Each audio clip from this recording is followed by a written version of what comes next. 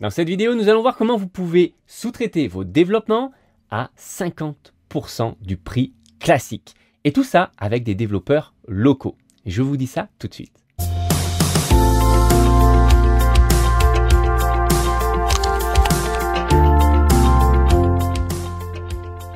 Bienvenue, vous êtes fondateur, vous n'avez pas de compétences techniques, pas de panique. Avec le Startup Snack, on vous donne toutes les clés pour piloter votre startup sereinement. Et c'est d'ailleurs disponible sur YouTube et sur podcast. Je m'appelle Amaury, je suis fondateur de MyCTOFriend et depuis 2013, j'ai accompagné des centaines de startups en tant que CTO. Et on sait tous que les budgets des startups sont très tendus. Alors, qui ne serait pas intéressé avec une petite astuce facile et pour autant très efficace pour économiser sur vos développements? Il y a en effet cette astuce, ce moyen de négocier avec une agence qui peut vous permettre d'obtenir jusqu'à 50%, donc la moitié du prix du développeur classique qui pourrait tout simplement facturer pour une autre entreprise. Alors, pour que vous puissiez comprendre cette astuce, il faut d'abord que je vous donne le contexte d'une agence. Comment, justement, il faut comprendre l'empathie que vous allez avoir avec l'agence pour leur permettre d'accepter votre deal. Ce qu'il faut savoir, c'est que les agences plutôt, sont là pour vendre le temps de leurs développeurs. Jusque-là, je vous apprends rien.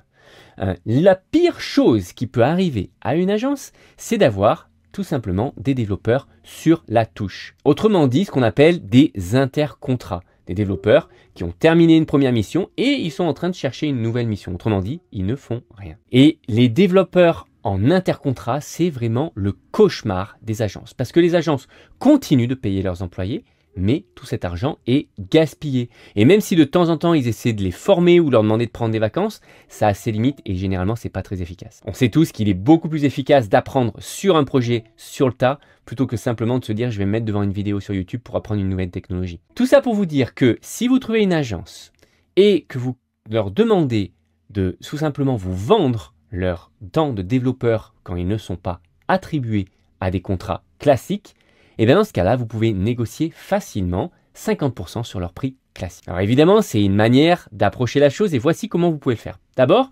contactez une agence, présentez-vous, expliquez que vous êtes une startup qui est en train de chercher des solutions pour développer vos nouvelles fonctionnalités à un prix réduit. Expliquez bien que ce n'est pas un très gros projet et que vous cherchez uniquement des développeurs pour une petite période de temps, histoire de créer votre développement, votre MVP par exemple, ou nous ajouter des fonctionnalités sur un développement qui existe déjà. Expliquez-leur bien que vous comprenez aussi leurs difficultés en tant qu'agence, d'avoir parfois des développeurs qui sont sur la touche en intercontrat et que vous êtes justement intéressé pour embaucher ou pour recruter, pas recruter mais tout simplement payer ces développeurs à l'heure, alors qu'ils n'ont pas de clients, alors qu'ils ne font rien. Évidemment, à ce deal, il va y avoir un inconvénient, et voici l'inconvénient qu'il va falloir accepter et en même temps vendre à l'agence, c'est le fait que vous devez accepter que ce développeur que vous allez avoir à un prix réduit puisse partir avec une période de préavis de 2 à 3 semaines. C'est vraiment très important de négocier cette période de préavis,